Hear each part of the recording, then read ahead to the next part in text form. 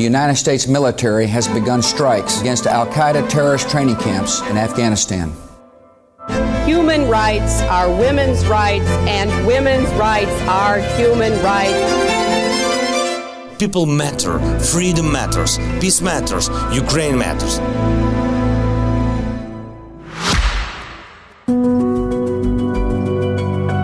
Este podcast tem o patrocínio de Germano de Sousa, o Laboratório de Portugal. Olá, bem-vindos a mais um episódio de A História Repete-se, com Henrique Monteiro. Olá, Henrique. Olá, Lourenço. E comigo, Lourenço Pereira Coutinho. Hoje convidamos a escritora Filipa Martins. Olá, Filipa. Olá, Lourenço. Olá, Henrique. Muito obrigada Olá. Por me receberem. Bem-vinda. Olá. Para falar sobre uma portuguesa marcante, a poetisa e escritora Natália Correia. Esta será, por certo, a primeira de muitas protagonistas do nosso programa. Ao pensar neste episódio, aproveitei para repassar alguns dos personagens femininos da nossa história. Por cá, não tivemos figuras empolgantes como Isabel de Inglaterra, Isabel a Católica ou Catarina II da Rússia. Nem mulheres que pertencem sobretudo ao domínio da lenda, como Joana d'Arc. Dona Teresa, por exemplo, mãe de Dom Afonso Henriques e personagem célebre, quis ser rainha, não porque aspirasse a conquistar um reino, mas sim por achar-se nesse direito, já que era filha de um rei imperador. Pelo contrário, poucos sabem quem foi Dona Mafalda, ou Matilde, a primeira rainha de Portugal, mulher de Dom Afonso Henriques. Dela apenas ficou que foi mãe do futuro Sancho I e de seus irmãos legítimos. Das rainhas portuguesas, poucas são lembradas. As exceções são, creio, Dona Isabel de Aragão, mulher de Dom Dinis, Dona Leonor Teles, protagonista da crise de 1383, Dona Leonor, fundadora das Misericórdias e mulher de Dom João II, ou Dona Luísa de Gusmão, que ao que parece terá incentivado Dom João, Duque de Bragança, a aceitar o trono. Não nos podemos esquecer também de Dona Carlota Joaquina, juntamente com Leonor Teles, provavelmente a mais mal amada rainha portuguesa. Para além destas rainhas, e de uma outra infanta, como Santa Joana Princesa, poucas outras mulheres são protagonistas dos livros da nossa história. Nem sequer tivemos amantes régias influentes, como foi a Marquesa de Pompadour, também conselheira de Luís XV de França. No meio de tanta ausência, salta-me à memória Josefa de Óbidos, uma pintora mediana que se destacou no meio da mediocridade que foi a pintura portuguesa do século XVII, e a Marquesa da Lorna, a Alcipe, uma aristocrata culta e desalinhada, porventura uma inspiração para Natália Correia. É pouco, muito pouco. Durante séculos, o talento e capacidade das mulheres foi silenciado por uma sociedade padronizada. Muitas vezes, as mulheres que ousavam quebrar convenções tinham de assinar com um nome masculino, isto de forma a que os seus talentos fossem aceitos e considerados. Foi o que se passou com várias pintoras e escritoras. A transição do antigo regime para a época liberal resultou em profundas mudanças políticas e sociais, mas pouco alterou na percepção da mulher. Estava-lhe destinado um único papel. A senhora burguesa devia ser recatada, saber governar a casa, educar os filhos, beber chá e falar de generalidades inócuas. Já a mulher do campo tinha de juntar ao recato, lida da casa e criação dos filhos, a capacidade de trabalhar a terra. No início do século XX, por volta de 1911, as sufragistas reclamaram o direito das mulheres votarem, numa altura em que o sufrágio ainda estava longe de ser universal. Mas tal foi um grito mudo. A Primeira República, tão burguesa como a monarquia constitucional, queria que as mulheres continuassem longe do passeio público. O Estado Novo estreitou ainda mais as linhas. Desdenhava as mundanidades e queria uma mulher recatada, dedicada ao lar, aos filhos e ao marido. Idealizou então uma mulher abnegada e conformista, que quando o seu homem chegava à casa tarde e a más horas, a cheirar a álcool e perfume barato, ainda se levantava com um sorriso para preparar-lhe o café. Lentamente, mais tarde que noutros países ocidentais, este panorama cinzento começou a mudar. Intuitivamente, parece-me que o cinema, em vulgar projeção da Amália Rodrigues e mais tarde a televisão, ajudaram a abrir caminho para que, por fim, as mulheres tivessem acesso ao espaço público. Ainda durante o Estado Novo, o trabalho e a arte de Agostina Bessa Luís, Amélia Rei Colasso, Vieira da Silva, Simone de Oliveira ou Virginia Rao já eram valorizados por si e independentemente do facto de serem mulheres. Já no marcelismo, as três Marias, Maria Isabel Barreno, Maria Velho da Costa e Maria Teresa Horta, causaram um broá público com as suas novas cartas portuguesas, editada, note-se, por Natália Correia, que não se livrou de um processo pela ousadia. Eis-nos, pois, chegados a Natália Correia, a protagonista do episódio de hoje. Provocadora, excêntrica, pensadora original, foi uma das principais referências do inconformismo progressista contra as tonalidades monocolores dos costumes portugueses. Defendeu uma revolução cultural e de mentalidades que ainda não chegara a quando da sua morte e que talvez ainda não tenha chegado. Isto porque a noção que Natália Correia tinha do papel de mulher pouco tem a ver com algumas das ideias sobre o tema hoje tão em voga. As cotas trazem implícita a condescendência e o wokeismo apela à descaracterização. Passemos então e sem demoras à conversa, com a intenção de abordar o percurso desta mulher singular, a sua obra, o seu impacto e legado na sociedade portuguesa. Henrique, ficas agora com a responsabilidade de abrir o baile e fazer a primeira pergunta à Filipa.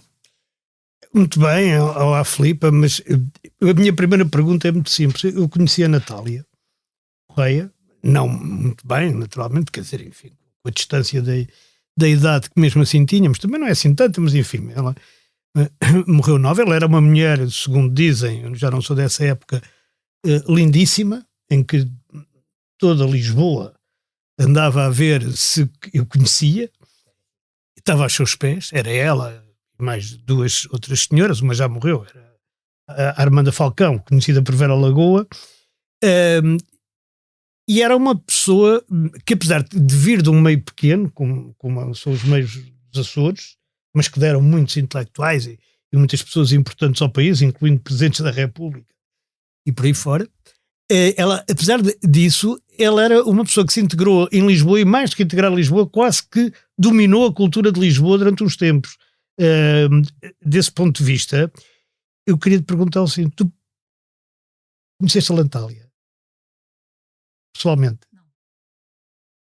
Se valoriza o livro, porque qualquer pessoa que eu tenha conhecido, penso que sente-se muito atado, é muito difícil escrever objetivamente sobre uma mulher tão multifacetada, porque ela, do meu ponto de vista, enfim, era extraordinariamente multifacetada. Ela podia ser considerada... Ela era da vinciana, até podemos dizer isso, não é? Nesse sentido, porque, sim, porque ela dominava o ensaio, dominava até a pintura. Ela era uma excelente retratista, poetisa, dramaturga, cantora.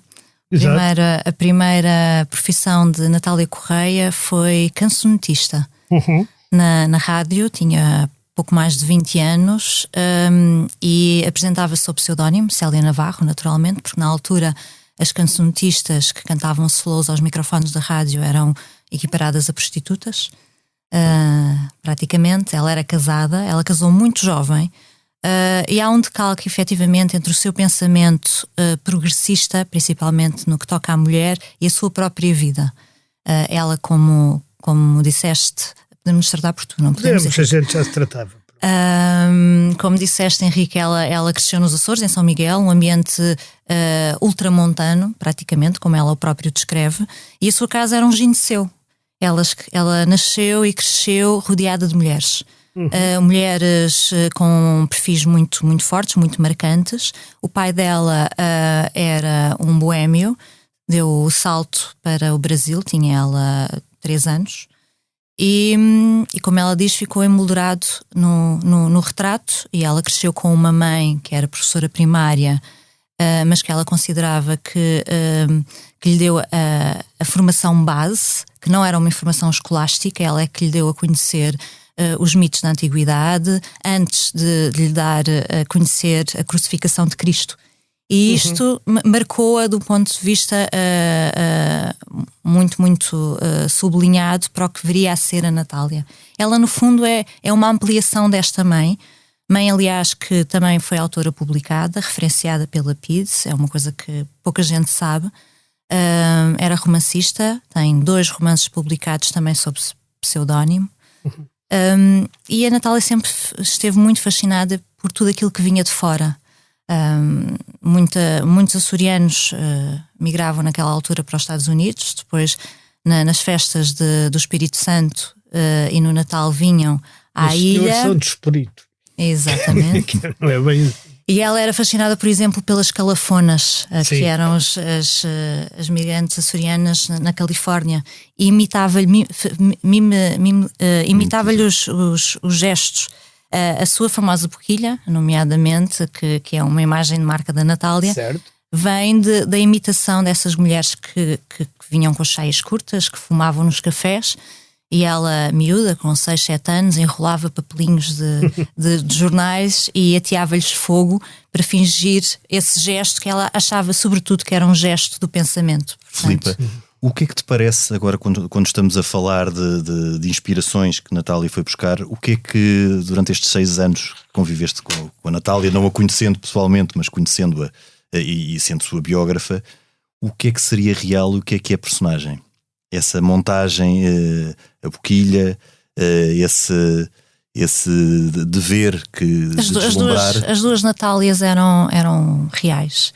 A Natália era um ser extremamente complexo que conseguia tocar os dois polos distintos da vida, a noite e o dia. Ela dizia que o poeta tem de beber da lua e também ser apolíneo, não é? E quando olhamos, por exemplo, para os seus mestres, não é? Para Antero por um lado, para Sérgio por outro, para Almada Negreiros, percebemos que ela foi buscar várias influências até aos antípodas, não é? Sim, por contraste. Exatamente, e cresceu por contraste. E ela efetivamente era uma mulher de enorme contraste. Ela era uma mulher extremamente, aparentemente pública, não é? Ela tinha um gesto muito largo, ela falava alto, ela insultava como ninguém. Sim, isso é verdade. As pessoas com quem eu falei e fiz dezenas de entrevistas, praticamente todas me disseram, a primeira coisa que me disseram foi: eu tinha medo dela antes de a conhecer. Depois, normalmente, quando a conheciam, percebiam que ela era uma pessoa extremamente frágil na intimidade. Tinham medo da persona, do personagem. Tinham, exatamente. Tinham medo de serem chincalhados por ela publicamente. Sim, coisa que aconteceu a alguns. Exatamente. E aliás, ela tinha quase sempre razão, ela. Com extrema elegância. Bem, o Morgado não foi assim.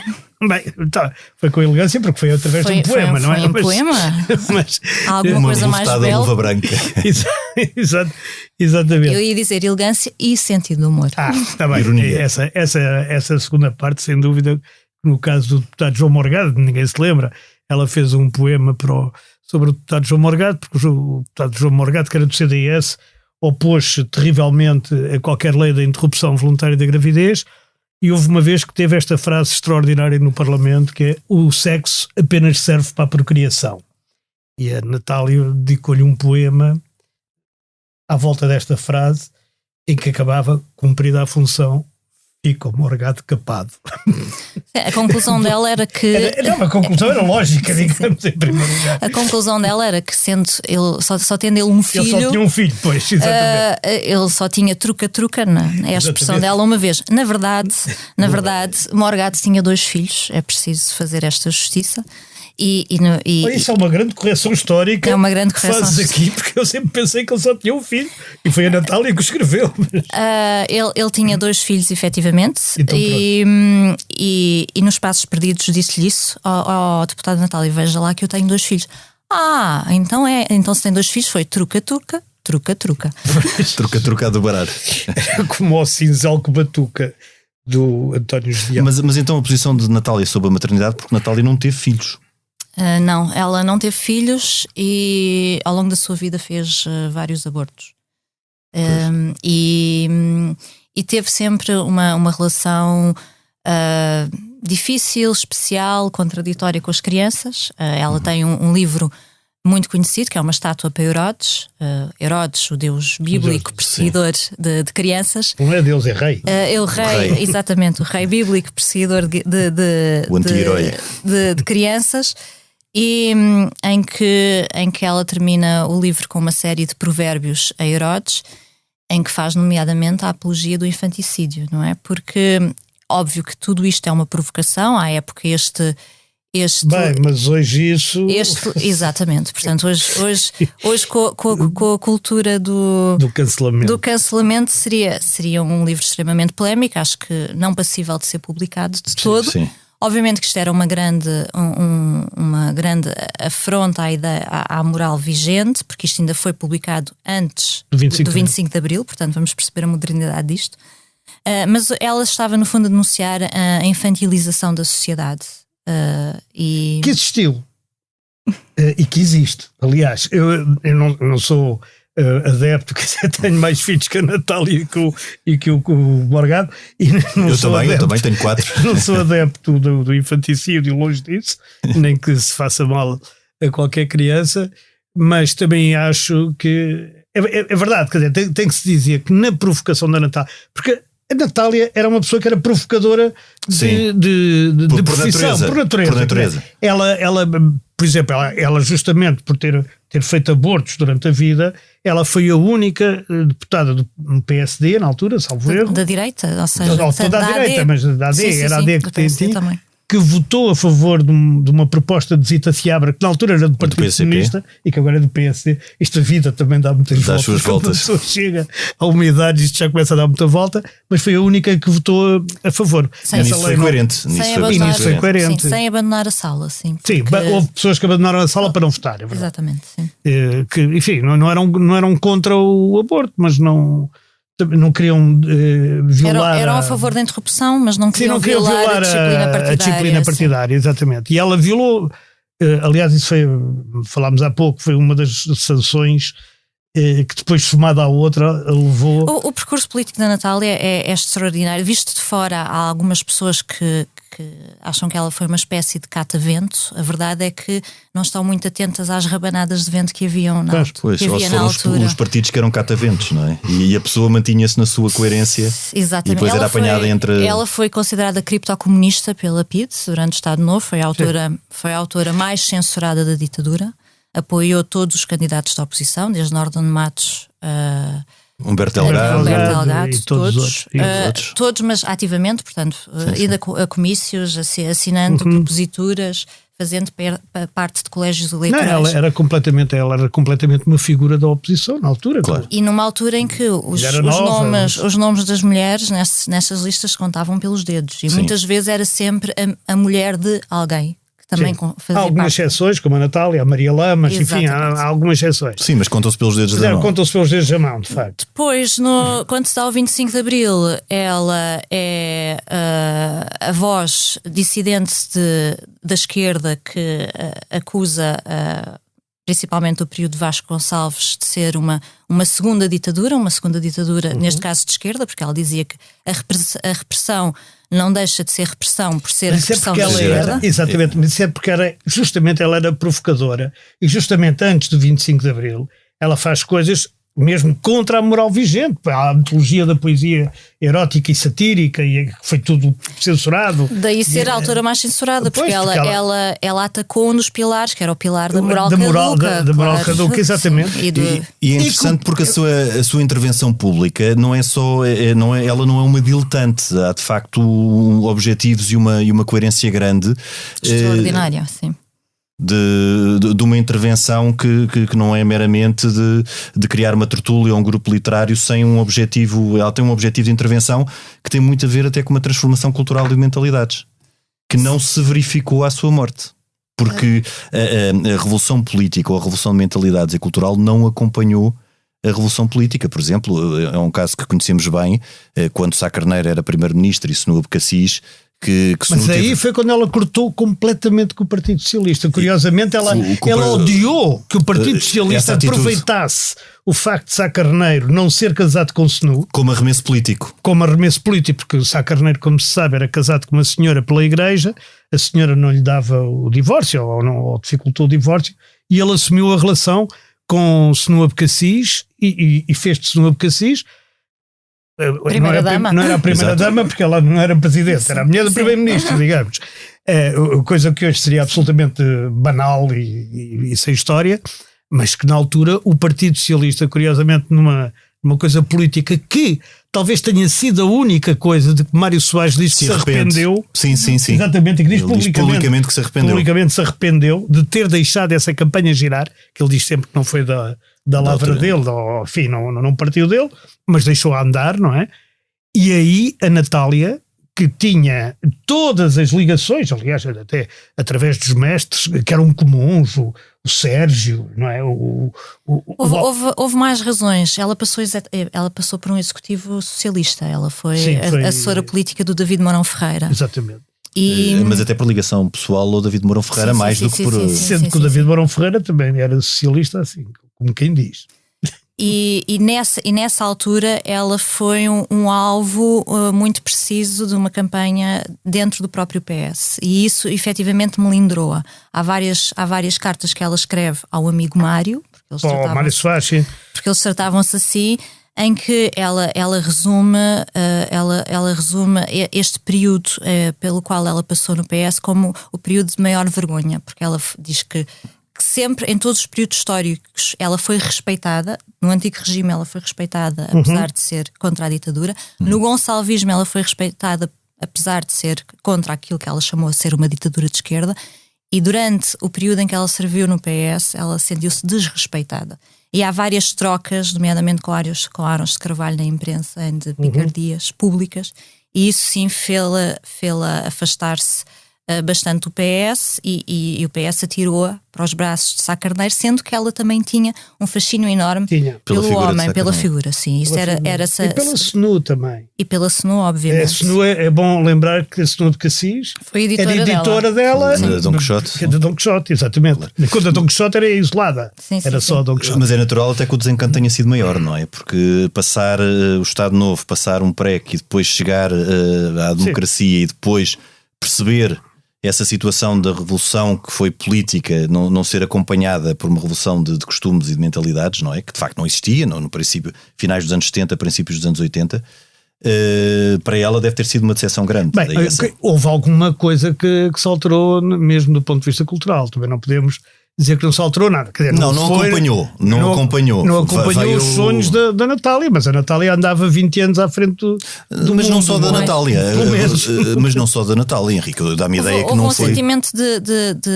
Houve um sentimento de revolução traída e de ideário traído, sem dúvida. Sim, isso houve, mas... E depois ela considerava que Sá Carneiro era a única figura efetivamente que podia estancar o avanço e o domínio do PCP sobre a sociedade. Coisa que não era verdade. Porque, na verdade foi o Soares que estancou mais. Exatamente, e depois ela reconhece isso, mais tarde, sim. Mas naquela altura específica ela considerava que mas ela também tinha pelo Sá Carneiro, pelo menos tanto quanto eu me apercebi, tinha pelo Sá Carneiro o olhar que uma pessoa tem pelo herói romântico.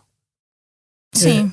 Mais do que sobre o Soares, quer dizer, o Soares era uma pessoa mais, digamos, bonacheirona, mais terra a terra e tal. O Sá Carneiro tinha assim uma aura mitológica, quase mito.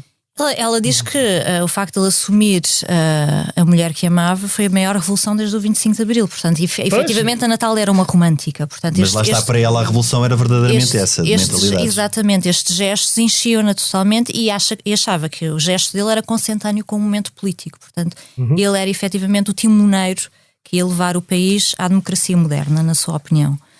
E depois aconteceu o que aconteceu, não é? E naturalmente ela percebeu que os partilhos partidários não eram uma coisa que ela pudesse acomodar ao corpo, não é? Portanto, é delicioso lermos as intervenções da Natália no Parlamento e o jogo de cintura difícil numa primeira fase em que ela tinha de ter para, ao mesmo tempo que criticava, por exemplo, os reduzidos orçamentos da cultura, enquadrar de alguma forma as opções do governo e tentar justificá-las. Na verdade é quase confrangedor vê-la, por exemplo, a tentar defender a extinção da Companhia de Teatro de São Luís, por exemplo. Sim. Mas depois isto é um período que dura muito, muito pouco tempo, porque rapidamente a Natália começa até a ser vítima de fogo amigo. Também no PSD. Depois do PS, também no PS. Porque ela era imprevisível, ela em última instância era a Natália. Há uma gota d'água que eu me lembro de ler na altura, e até falei com ela a propósito disso. Ela escreveu, eu na altura escrevia no Jornal, e ela escreveu no Jornal, um texto quando Santana Lopes entrou para o PSD, que está a ter sido lá para 1979, 80, não lembro agora. Sim, era ele Exatamente. Ainda o Santana Lopes tinha 20 anos, não é? 20, não, andar por aí, 23, tinha 24. O Santana Lopes é da minha idade, portanto é fácil de ver. Sim, tinha 23, 24 anos. E ele aderiu ao PSD, mas como o Santana Lopes tinha sido casado com a filha do Calusa da Riaga e tinha andado no movimento independente de direita, na Faculdade de Direito, que era tido como extrema-direita, ela aproveita e escreve um artigo a dizer: eu não posso estar do mesmo lado onde estão os fascistas e os não sei quem, e aquilo e tal, e dá um arraso ao Santana Lopes daqueles que só ela que sabia dar, não é? Porque eram arrasos fortes. E ela dá uma entrevista ao Expresso nessa altura em que tem a mesma linha, não sobre o Santana Lopes, mas sobre outras figuras do PSD. O Santana Lopes não seria o mais à direita mas que havia no PSD. Se eu tivesse de escolher um antagonista, seria o Vasco Polivalente. Bom, mas isso aí temos outra. Porque na altura o Vasco Polivalente assumiu a pasta da cultura, pois foi, do governo AD. Ela que acompanhou toda a campanha e escreveu o programa do governo para essa pasta, não foi a escolhida. Há um documento no espólio que ela anotou à margem em que diz: aqui está o programa do PSD para a cultura que o Vasco, que tem asco no nome, rapinou e adulterou.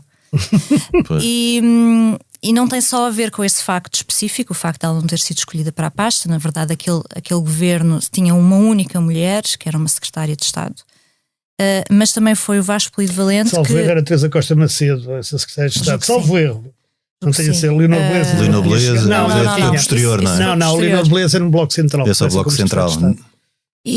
Mas foi Vasco Polivalente que vetou a peça dela, do centenário de Camões, que ela tinha escrito, Erros Meus, Má Fortuna, Amor Ardente, para o Teatro Dona Maria, na altura com Lima de Freitas à frente, que lhe tinha feito o convite, a encomenda. E ele reuniu com o secretário de Estado, pediu-lhe orçamento adicional para montar uma peça daquela envergadura, ainda mais tendo em conta a data que era e a celebração, e o nome dela foi completamente riscado. E este antagonista é um antagonista, acho que na verdade o único que sobrevive até à morte dela. Ela efetivamente nunca fez as pazes e sempre se desconsideraram mutuamente, até publicamente.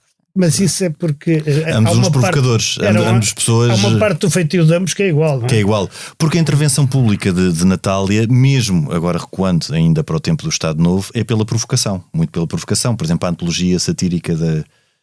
A antologia erótica e satírica da poesia. A antologia da poesia erótica e satírica. A ideia seria mesmo provocar, pura e simplesmente. Não, no caso, não seria de todo provocar. Pura e simplesmente, aqui a antologia em si teve um papel político e foi encarada como um projeto político pela Natália. Tanto que ela foi julgada em tribunal plenário. Ribeiro de Mel, não é? Na edições Afrodite, que se chamava. Na Afrodite. Era aquele que se deixou fotografar dentro da banheira. Dentro da banheira. Aliás, mas a Natália recebeu algumas pessoas também na banheira. Com espuma. Sim, ela assim, a atriz de cinema, porque ela também, com a boquilha, não é? A diva.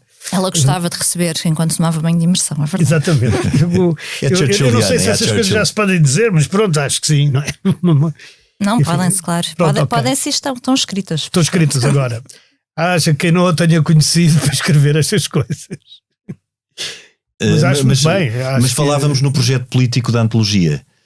Sim, ela encarava naturalmente o projeto como um projeto político, exatamente porque vivíamos num regime ditatorial em que havia a tal moral caduca, em que falar sobre sexo, sobre sexualidade feminina, empregar determinadas palavras era visto pelo governo como pornografia e desmoralizador da juventude. Bem, mas quer dizer, é preciso perceber, eu sou desse tempo, é preciso perceber os cortes que se faziam. Deixa-me dar um exemplo de uma canção de Jane Birkin, que se chamava Je t'aime moi non plus. Foi muito famosa nos anos 60 e que em Portugal ela só existiu como música porque a letra foi censurada. Passava na Europa toda, no mundo civilizado, não é? Ou ocidental, como queiram chamar, ou outra coisa qualquer, mas passava aqui. Mas havia coisas censuradas que não passam na cabeça de ninguém. Senhor Arcanjo, vamos jantar, cai os anjos no alguidar, corta. Porque era surrealismo. Ou Eu penso que até a queixa das jovens almas censuradas que é da Natália, justamente, um poema famoso da Natália, que começa de onde um lírio, um canivete e uma... Na verdade, esse não foi, por incrível que possa parecer, Esse não foi censurado. Não foi censurado, foi cantado por José Mário Branco. A música foi censurada, o poema não. Porque a Natália... Foi daquelas coisas incríveis tipo Tourada, não é? Que também passou sem... Não, mas aqui foi a música... O disco foi censurado. O disco foi censurado. Pois, eu pensava que o poema também. O poema não foi. Ela começa a ser censurada nos finais dos anos 50. Portanto, ela começa a ser censurada quando Sim, mas passa... isto é muito mais tarde. A queixa das almas censuradas. Não, na verdade é mais cedo. Está bem, o disco é que é muito mais tarde. O disco é muito mais tarde, o poema é muito mais cedo. O disco que populariza, digamos, o poema é que é muito mais tarde, claro. Filipe, e achas esse desencanto que a Natália teve mesmo depois do 25 de Abril, já falámos sobre essa época AD, Bloco Central, achas que se ela agora voltasse, iria desencantar-se? Eu corro sempre o risco de entrar em anacronismo, não é? Mas sim, é um exercício difícil, mas é impossível mesmo. É impossível, é difícil se não impossível, mas é uma provocação. A Natália tinha efetivamente o pescoço alto, ela conseguia prever o amanhã e tem algumas observações extremamente acutilantes sobre os tempos atuais. Ela foi contra a adesão de Portugal à CEE, nomeadamente. E explicou porquê. Ela achava que o projeto europeu começou de uma maneira errada, pelo aço e o carvão, quando devia ser um projeto eminentemente cultural. Sim, a economia para ela não contava, não é? Não era uma questão que lhe fizesse perder o sono. Não era uma questão de perder o sono. Ela efetivamente achava que havia uma exacerbação dos assuntos económicos e tecnocratas, que Portugal iria se burocratizar por influência de Bruxelas. Neste momento seria profundamente infeliz, porque todo esse discurso, esse jargão económico infectou a sociedade, não é? Nós andamos todos a discutir o PIB e a dívida, e isso não era real no início dos anos 90. Quando Portugal assinou o Tratado de Maastricht, houve uma soirée no Botequim, passaram-lhe uma taça de espumante. Não sei se posso dizer palavrões, portanto vou suavizar. Podes, aqui não há censuras. Se a Natália hoje disse, são citações, não são palavrões. Citações, exatamente. E ela atirou a taça de champanhe ao chão e disse: puta que pariu mais triste, vocês ainda não perceberam o que é que vem aí. E o que vem aí é a exacerbação dos discursos de direita, os discursos xenófobos, porque nós estamos a destruir as especificidades culturais de cada país, tentando homogeneizar através do dinheiro, que é a pior forma de homogeneização. E ela, nesse aspecto, foi extremamente visionária, não é? Portanto, não estaria feliz. Não estaria feliz? Bem, eu não sei se ela não estaria feliz. Quer dizer, talvez, provavelmente. Também ninguém está feliz, portanto não era só ela, mas uns mais que outros. Sim, uns mais que outros. Quer dizer, ela, há uma coisa que não seria, que era boy de governo nenhum, ou girl, neste caso, de governo nenhum. Isso não Sim, era. nunca foi e era independente. Manteria independente, penso eu. Manteria a tertúlia, que é uma coisa que já não existe. O botequim, onde as pessoas entravam e diziam coisas, declamavam, tocavam piano, faziam o que lhes apetecia. Fez governos durante o PREC. Sim, por aí, quer dizer, ia entrar e havia tareia, havia discussões aos berros e coisas assim. Portanto, isso ela gostava. E figuras com lugar cativo, um Ari dos Santos. Sendo que eles também se chatearam. Sim, eles zangaram-se durante o PREC. Claro, Ari dos Santos foi... Aliás, o Ari dos Santos zangou-se com toda a gente durante o PREC. E quase toda a gente zangou com ele também. Mas depois reataram, foi daqueles nomes com os quais ela conseguiu reatar. Ainda há poucos meses de ele morrer, na verdade. Havia também aquela zona do cinema, porque ela vivia com não vivia bem, mas tinha aquela relação com o Dórdio Guimarães. O Dórdio Guimarães foi o seu quarto marido, sim. Ela casou com o Dórdio, chegou a casar. Nos anos finais, não foi? Sim, no final, depois eu lembro-me agora. A Natália, sendo extremamente progressista, tinha umas ilhas de conservadorismo interessantes, que também revelam a sua complexidade. Ela sempre casou com os maridos, efetivamente. Eu acho que ela fez bem, nunca se juntou. não acho isso conservador. E, Acho uma precaução importante. e no caso do Dórdio, tendo em conta que era uma pessoa que estava próxima dela há muitos anos, eles conheceram-se nos anos 60, tiveram efetivamente o pico da paixão deles foi nos anos 60, mas foi uma figura que sempre esteve muito perto e muito apagado ao lado dela. Exatamente. Aliás, todos os maridos, não é? Todos os maridos. Não, o Dórdio chegou a ter algum sucesso no pico da paixão deles. Um pouco à boleia dela. Um pouco à boleia dela também. Mas depois ele apagou só, foi apagado por ela. Disse, agora não... Ele era uma espécie de suporte emocional da Aliás, Natália, alguém que estava lá incondicionalmente. Havia uma brincadeira no Parlamento, na altura em que ela estava lá, que apareceu um voto a mais. E alguém sugeriu que seria do Dórdio Guimarães, esse que não era deputado. Não sei, foi a Natália que votou por ela e pelo Dórdio. Era a ideia. Havia uma espécie de osmose entre os dois. Exatamente. E era uma espécie também de ideia que ela mandava nele, não é? Que ele fazia o que ela... Sim, mas uma personalidade tão impositiva, não, se tivesse um marido com igual fasquia, como o Vasco Polido Valente, por exemplo, era uma impossibilidade de um casamento, não era? Ou de uma relação. Na verdade, a sua relação mais longa oficial foi com Alfredo Machado, com quem teve casada 30 anos. Ele era gerente do Hotel Império, do outro lado da rua. Ela vivia na Rodrigues Sampaio e o Hotel Império. Da Smart. Exatamente. E a Smart era um café. Eu não sei, ainda existe, penso eu. Ainda existe, sim. Pelo menos a última vez que eu lá era fui, estava aberto. Esquina da Rodrigues Agora, Sampaio, se calhar, é uma zona de branche. Pois não sei o que é. Não sei o que é. Aquilo era na esquina da Rodrigues Sampaio com não é Alexandre Clare, é outra a seguir. Bem, não interessa, pronto. É para e a Natália sempre teve uma pouca vontade para a vida prática, pouca capacidade de gerir o dia a dia, portanto ela chorava para fazer um chá porque não sabia ligar o fogão, juntava os vestidos e os sapatos dentro da mala, as torneiras emperravam, ela precisava de ajuda, portanto tudo o que era do domínio da vida prática. O que é uma fragilidade, não é? Acaba por ser... E ela precisava efetivamente ser cuidada, e esse Alfredo Machado teve esse papel extraordinário. Também foi numa altura da vida em que ela conseguiu mais produzir do ponto de vista literário, ficcional, e para além disso era ele que patrocinava todos aqueles jantares e ceias faustosas que ela servia em casa. E conseguia amalgamar os párias indigentes como o Luís Pacheco, com o Miller, com o Michaud, com o Ionesco.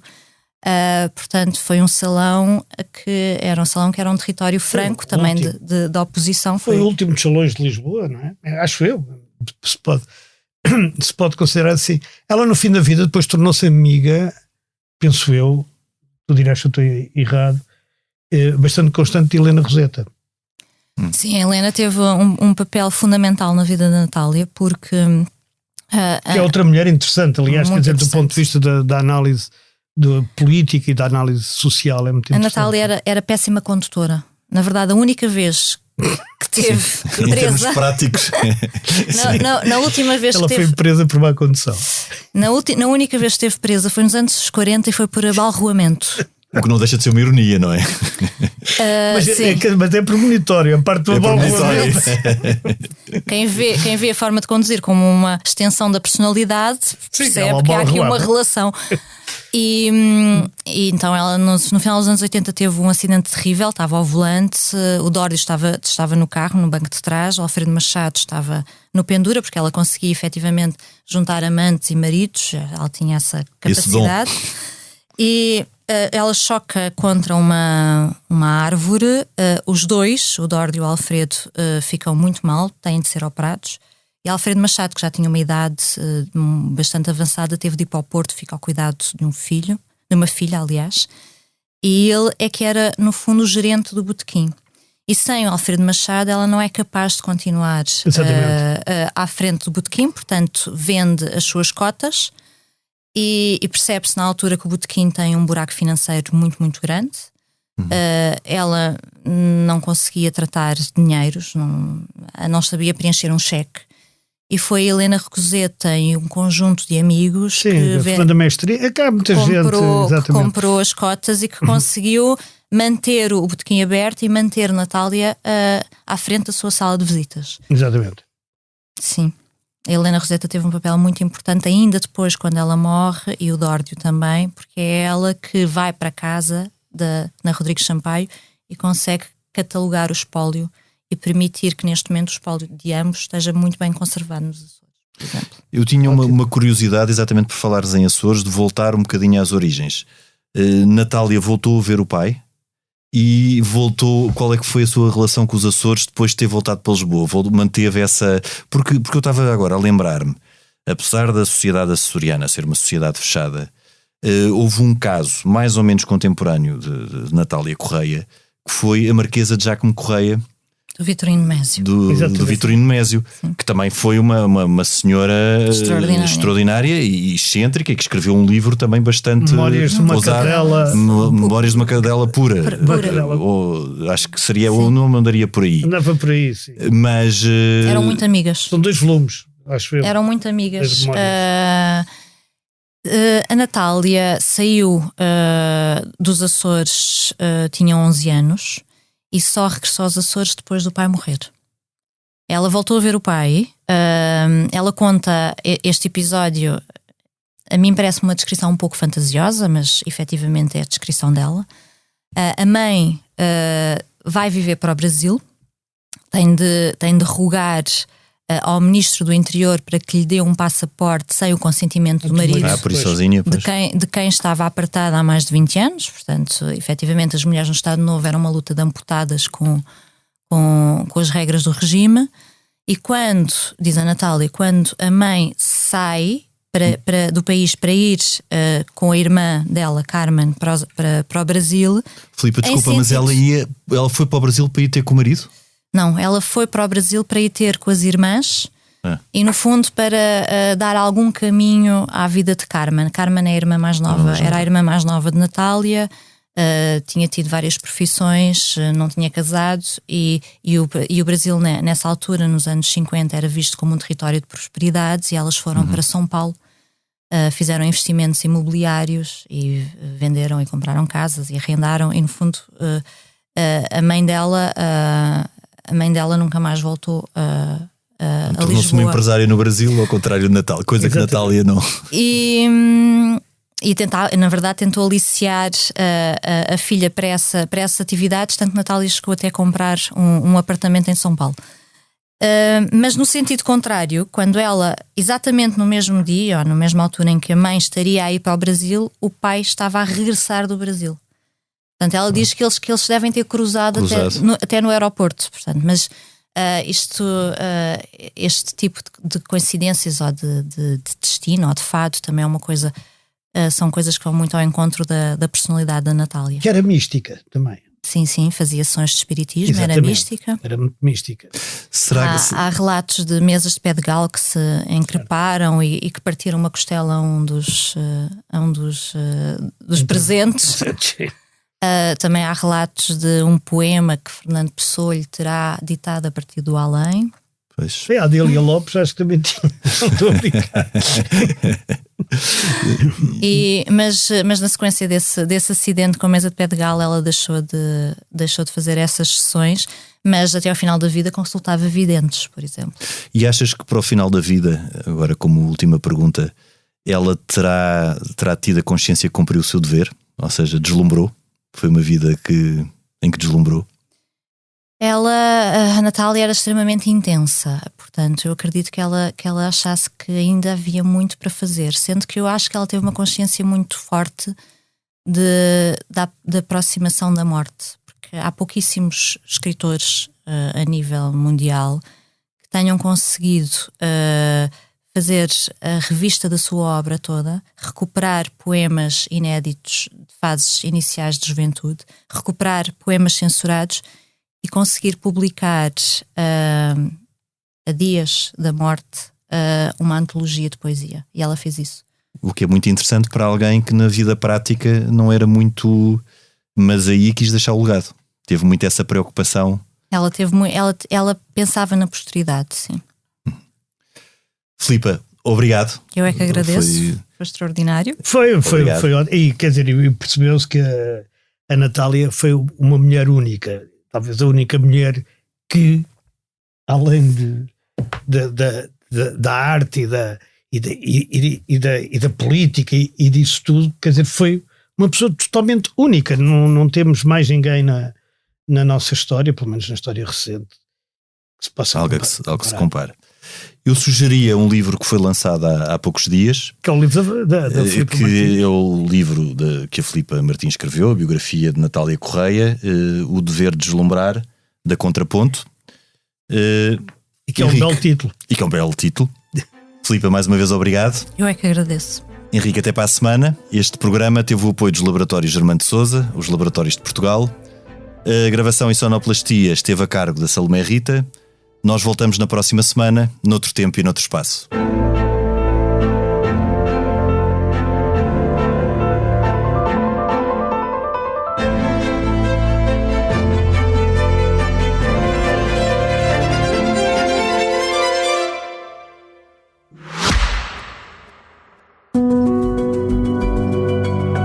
Este podcast tem o patrocínio de Germano de Sousa, o Laboratório de Portugal.